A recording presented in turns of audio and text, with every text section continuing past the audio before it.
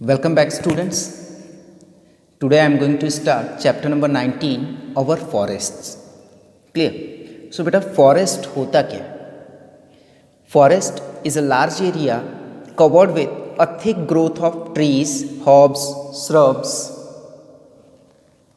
grasses, creepers, and that varies according to the climatic conditions of the region. Understand? ये very कैसे करते हैं बेटा? उस रीजन के क्लाइमेटिक कंडीशन के अकॉर्डिंग वेरी करते हैं.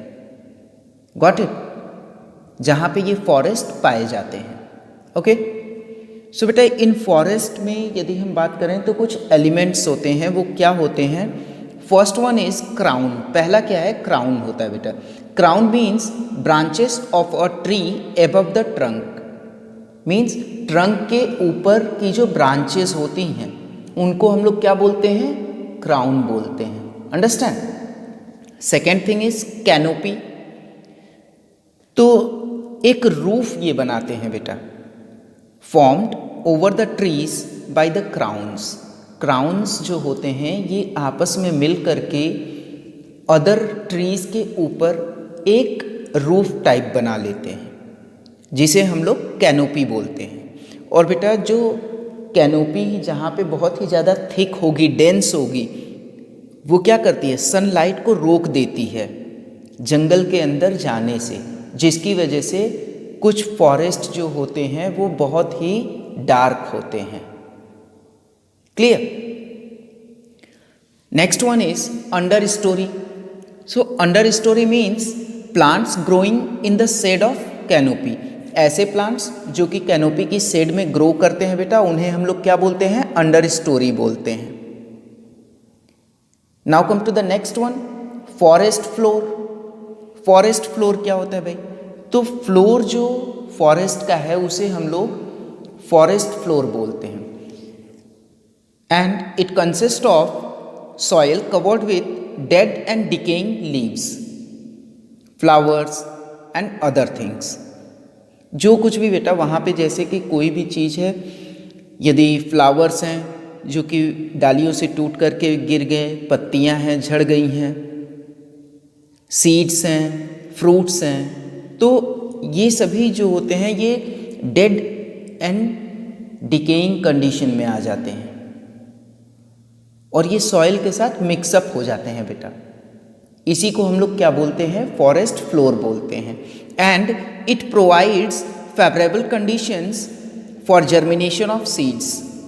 सीड्स के लिए ये क्या करता है? एक ऐसी फेवरेबल कंडीशंस प्रोवाइड करता है जिससे कि वो आसानी से जर्मिनेट हो सके. And also it provide them nutrients and various minerals for their proper growth and development.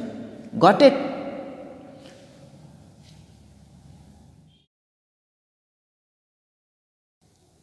Now students, come to the next point, that is forest wealth. As forest is useful for us in many ways. forest जो है हमारे लिए कई तरीकों से useful है. तो first one is it prevent floods and maintain water table. ये क्या करता है भाई? ये फ्लड को रोकता है, वाटर टेबल को मेंटेन करता है. कैसे? तो जैसा कि हम लोगों ने पढ़ा है कि जहाँ पे भी थिक वेजिटेशन होती है वहाँ पे क्या होता है? वाटर का फ्लो जो होता है बेटा वो स्लो हो जाता है. तो यदि वाटर का फ्लो जो है वो स्लो हो जाएगा, धीमा हो जाएगा, तो वाटर जो होगा वो सिप कर जाएगा इनटू द सॉइल. क्लियर? जिसकी वजह से फ्लड भी रुक जाएगी और वाटर टेबल भी मेंटेन रहेगा. It prevents soil erosion. Plants या ट्रीज जो हैं बेटा वो सॉइल इरोजन को रोकते हैं क्योंकि जो रूट्स होती हैं they hold the soil firmly. Understand? And it supplies oxygen. क्योंकि हम लोग जानते हैं बेटा कि जब ये फोटोसिंथेसिस का प्रोसेस करते हैं उस टाइम पे ये ऑक्सीजन प्रोड्यूस करते हैं. And they also absorb carbon dioxide during the process of photosynthesis for preparing their own food. Understand? Now see, it cool the air and increase rainfall. तो बेटा ये क्या करते हैं, एयर को कूल भी रखते हैं, understand, and they provide food and shelter for wild life. अब ये क्या करते हैं बेटा, जो भी एनिमल्स हैं वहाँ पे रह रहे हैं तो उनके लिए ये फूड और शेल्टर भी प्रोवाइड करते हैं। And also we can say that from forests we obtain various products, हमें बहुत सारे प्रोडक्ट्स भी मिलते हैं बेटा। कुछ के नाम मैं आप लोगों को बता देता हूँ, like timber, wood pulp, latex, oils, spices, resin, gum and many medicinal plants are found in the forest. Clear, like holy basil जिसको हम लोग तुलसी बोलते हैं, foxglove, rosy periwinkle. Clear, इन सब से हमें क्या मिलती है, मेडिसिन मिलती है। Got it students? So students, जैसा कि अब हम लोगों ने ये जान लिया कि फॉरेस्ट हमारे लिए किस तरह से यूज़फुल हैं, किन किन वेज में यूज़फुल हैं। सो बेटा जो एनिमल्स हैं वो प्लांट्स पे डिपेंड करते हैं डायरेक्टली और indirectly for their food, but one thing is there that plants also depend on animals. जो प्लांट्स होते हैं बेटा ये भी एनिमल्स पे डिपेंड करते हैं। क्लियर, कैसे डिपेंड करते हैं बेटा, क्यों डिपेंड करते हैं, let's see here. Animals helps in pollination, animals जो होते हैं वो क्या करते हैं, पॉलिनेशन में और डिस्पर्सल ऑफ सीड्स में, यानी सीड्स के डिस्पर्सन में हेल्प करते हैं। Clear, and also what ever they excrete, यानी इनका जो वेस्ट मैटर होता है जो ये रिमूव करते हैं, एंड देयर डेड बॉडीज, ये क्या करती है बेटा, मैन्योर की तरह वर्क करती है, जो कि आफ्टर डिकम्पोजिशन मिक्स हो जाती है सॉयल के साथ। क्लियर, एंड सॉयल के साथ मिक्स होने के साथ ही क्या करती है, वो उस सॉयल में न्यूट्रिएंट्स ऐड करती है, that is very useful for plants growth and development. Got it? Now come to the next point. जो लिविंग ऑर्गेनिजम्स हैं बेटा वो अपना फूड किस तरह से ऑब्टेन करते हैं, on the basis of that living organisms are classified into following categories, जिसमें फर्स्ट कैटेगरी है बेटा प्रोड्यूसर्स की। सो प्रोड्यूसर्स होते क्या हैं, see organisms that prepare their own food, यानी ऐसे ऑर्गेनिजम्स जो अपना फूड खुद से बनाते हैं उन्हें हम क्या बोलते हैं, प्रोड्यूसर्स बोलते हैं। They are also known as autotrophs, उन्हें हम ऑटोट्रॉफ्स भी बोलते हैं बेटा। और मेनली हम कहें तो जो प्लांट्स होते हैं बेटा they are called as producers. क्यों बोलते हैं प्लांट्स को producers, because they use to prepare their own food by the process of photosynthesis. And I hope आप सभी लोग जानते होंगे कि फोटोसिंथेसिस का प्रोसेस होता कैसे है। Okay, now come to the next point, that is consumers. तो बेटा देखो, कंज्यूमर्स जो होते हैं ये ऐसे ऑर्गेनिजम्स होते हैं दैट डिपेंड डायरेक्टली और indirectly for their food on producers. ऐसे ऑर्गेनिजम्स जो कि अपने फूड के लिए डायरेक्टली या फिर इनडायरेक्टली डिपेंड करते हैं प्रोड्यूसर्स के ऊपर, उनको हम लोग कंज्यूमर्स बोलते हैं, या फिर we also call them as heterotrophs. For example हम ये कह सकते हैं कि जो भी एनिमल्स हैं और ह्यूमन बींग्स हैं they all are consumers. Understand? So now students come to the next one, that is herbivores. अब बेटा जो कंज्यूमर्स हैं, जैसा कि मैंने आप लोगों को बताया कि हर्बीवोर्स के बारे में अब हम लोग पढ़ने जा रहे हैं, तो कंज्यूमर्स जो होते हैं बेटा इनको भी कैटेगराइज किया। कैसे कैटेगराइज किया गया, लेट्स सी। फर्स्ट वन जो होता है वो क्या होता है, herbivores. Herbivores means they mainly obtain their food from plants, यानी ये डायरेक्टली प्लांट्स को अपना फूड बनाते हैं। हम इनको बेटा प्लांट ईटिंग एनिमल्स भी बोलते हैं। And these are also known as primary consumers. For example goat, deer, etc. Understand? Next one is carnivores. जैसा आप सभी लोग जानते हैं फ्लैश ईटिंग एनिमल्स को हम लोग कार्निवोर्स बोलते हैं। And they obtain their food from plants indirectly. Indirectly कैसे हो गया? क्योंकि ये क्या करते हैं, उन्हीं एनिमल्स को खाते हैं जो कि प्लांट्स को खाते हैं। Okay, for example tiger, wolf etcetera. और बेटा हम लोग इनको सेकेंडरी कंज्यूमर्स भी बोलते हैं। Now see the next one, that is omnivores. Omnivores क्या करते हैं बेटा? They consumes both plants and animals. ये दोनों को कंज्यूम करते हैं, प्लांट्स हो या फिर एनिमल्स हो। Clear? Like human being, bear, crow etcetera. Come to the next one, that is scavengers. तो स्कैवेंजर्स क्या होते हैं? They use to consume dead bodies of animals. ये कंज्यूम करते हैं, क्या कंज्यूम करते हैं भाई? एनिमल्स की डेड बॉडीज को। क्लियर? और ये हेल्प भी करते हैं हमारी एनवायरनमेंट को क्लीन रखने में। कैसे क्लीन रखने में हेल्प करते हैं भाई? क्योंकि जो एनिमल्स की डेड बॉडीज होती हैं बेटा, ये क्या करती हैं, यदि ये यूं ही पड़ी रहेंगी तो रॉटन होने के बाद ये क्या करेंगी? वेरियस टाइप्स ऑफ डिजीजेस ये फैलाएंगी। लेकिन स्कैवेंजर्स उनको कंज्यूम कर लेते हैं। Got it? For example crow, jackal, vulture etcetera are some of the scavengers. Okay, now students come to the next point, that is microorganisms. तो बेटा जो माइक्रो ऑर्गेनिजम्स होते हैं, जैसा कि नाम से ही आपको पता चल रहा है कि micro organisms, it means we are unable to see them with our naked eyes. हम लोग अपनी खुली आंखों से इनको नहीं देख सकते। Clear? And these feed mainly on dead remains of plants and animals. Clear?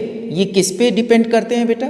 जो डेड रिमेन्स होते हैं प्लांट्स के या फिर एनिमल्स के, और हम इनको डिकम्पोजर्स भी बोलते हैं। क्लियर रहेगा यहां तक?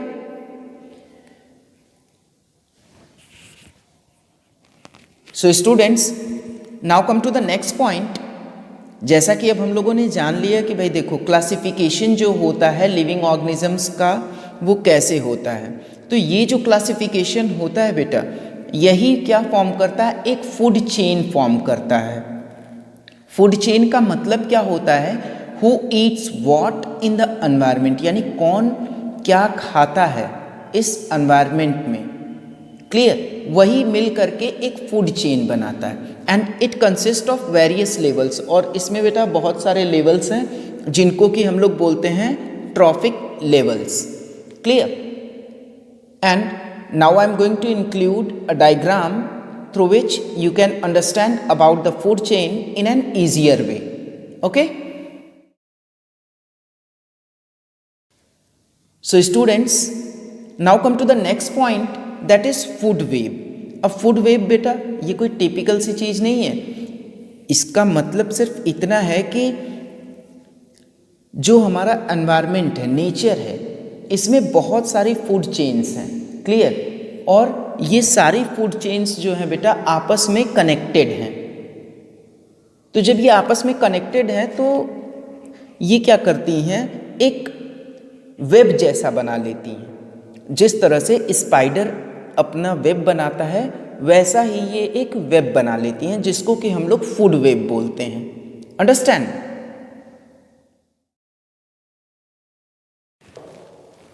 So students, let's say here flow of energy in a food chain. बेटा इसमें क्या होता है कि एनर्जी का फ्लो एक फूड चेन में कैसे होता है। Clear? So related to this topic I am going to give you some diagrams through which you can understand about the given content in a proper way. Got it? So students, now come to the next point, that is balance in nature. भाई देखो nature में balance का होना बहुत ही necessary है। क्यों necessary है भाई? क्योंकि यदि नेचर हमारी बैलेंस नहीं होगी तो जो हम लोग इजीली सरवाइव कर रहे हैं हम लोग नहीं कर पाएंगे। फॉर एग्जाम्पल मैं आप लोगों को बता देता हूँ कि यदि आप ये मान लीजिए कि भाई एनिमल्स नहीं हों, सिर्फ प्लांट्स ही प्लांट्स हों, तो क्या होगा? उन प्लांट्स को कंज्यूम करने वाला कोई नहीं होगा। क्लियर? तो जब उन प्लांट्स को कोई कंज्यूम करने वाला नहीं होगा, इट मीन्स जो फूड चेन है वो फॉलो अप नहीं होगी। तो जब बेटा फूड चेन फॉलो अप नहीं होगी तो जो एक नेचर में साइकिल चलती है वो साइकिल डिस्टर्ब हो जाएगी। Clear? So for that a law of nature is being imposed on us. What is that? Let's see.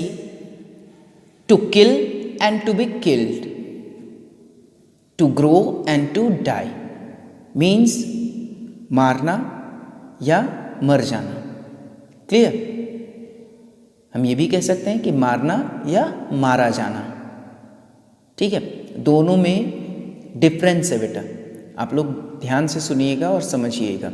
And to grow and to die, grow means जन्म लेना, एंड टू डाई मीन्स खत्म हो जाना, and gate decomposed और उसके बाद decompose होना। ये क्या है? ये एक नेचर का लॉ है जो कि नेचर में बैलेंस को मेंटेन करता है। Understand? So students, now come to the next point. बेटा जैसा कि हम लोगों ने पढ़ा कि फॉरेस्ट जो है वो एक नेचुरल रिसोर्स है। क्लियर? तो इसे हमें कंजर्व भी करना होगा। क्लियर? सो नेक्स्ट टॉपिक जो हमारा है वो है फॉरेस्ट कंजर्वेशन। अंडरस्टैंड? सो बेटा फॉरेस्ट कंजर्वेशन क्यों करना ज़रूरी है? सो देखो, पहली चीज़ क्या है भाई कि जैसे हमने पढ़ा कि हमारी नीड्स को ये फुलफ़िल करता है। तो हमारी नीड्स को, कौन सी नीड्स को फुलफ़िल करता है भाई? डिफरेंट टाइप्स ऑफ नीड्स हैं हमारी।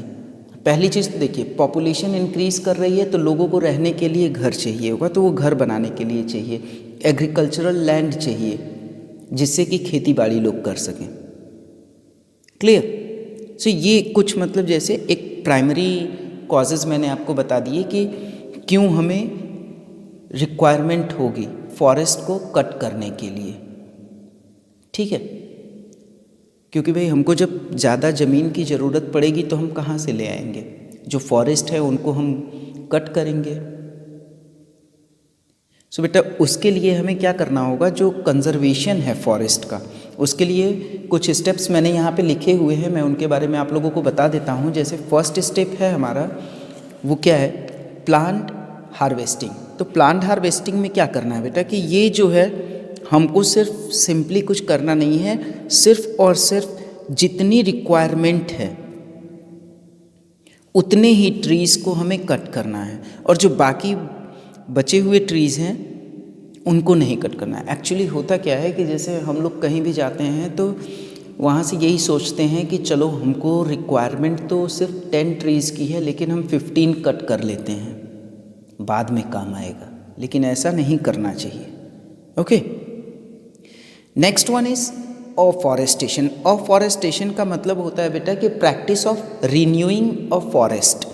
रीन्यू करना मीन्स कि जैसे सपोज हमने कहीं से पेड़ कट किए, ट्रीज़ को कट किया, तो हमको या तो उसी प्लेस पे या फिर किसी दूसरी प्लेस पे अदर ट्रीज़ को प्लांट करना चाहिए। Clear? Next one is protection from fire. बेटा देखो, जो फॉरेस्ट होता है उसमें जो फायर होती है ये बहुत ही नॉर्मल सी बात होती है, और मेनली ये लाइटनिंग की वजह से जो कि स्टॉर्म के दौरान होती है। क्लियर? या फिर उसके बाद जो सनलाइट होती है उसकी वजह से भी कभी कभी फायर कॉज होती है।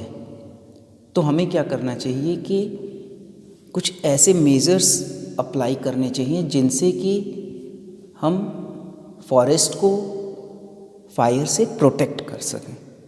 Got it? और कैसे होगा? By extinguishing it. ठीक है, तो जो एक्सटिंग्विशिंग सॉल्यूशन होता है उसको हमें स्प्रे कर देना चाहिए। अंडरस्टैंड? अनदर थिंग है protection from insects and paste. Insect और पेस्ट से प्रोटेक्शन, तो देखो जैसा कि हम सभी लोग जानते हैं छोटे छोटे पेड़ पौधे होते हैं उनमें भी कीड़े लग जाते हैं, तो उसी तरह से इन फॉरेस्ट में जो ट्रीज़ होते हैं, प्लांट्स होते हैं, इनमें भी कीड़े लगते हैं। तो बेटा हमको टाइम टू टाइम जो है वहाँ पे इंसेक्टिसाइड्स का, पेस्टिसाइड्स का छिड़काव भी कराना चाहिए। अंडरस्टैंड? जो लास्ट थिंग है बेटा प्रोटेक्शन फ्रॉम ओवरग्रेजिंग। ओवरग्रेजिंग से भी हमें फॉरेस्ट को प्रोटेक्ट करना चाहिए। ओवरग्रेजिंग की वजह से क्या होता है बेटा कि जो लैंड होती है, जो ग्रास लैंड होती है, वो क्या होती है, वो पूरी तरह से अनफर्टाइल हो जाती है। Clear? So students, this is all about this chapter number 19, and in our coming class we will discuss about some new lesson, some new topics. So thank you and have a nice time to you all.